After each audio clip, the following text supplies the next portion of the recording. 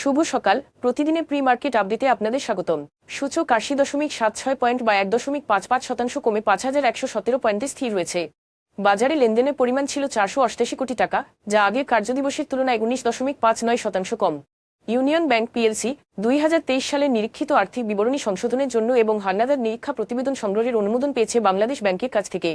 শাহজালাল ইসলামী bank PLC এর sponsor পরিচালক আনোয়ার হোসেন খানের ৩০.৬২ lakh share LankaBangla finance PLC এর কাছে হস্তান্তরের অনুমোদন দিয়েছে ঢাকা স্টক এক্সচেঞ্জ।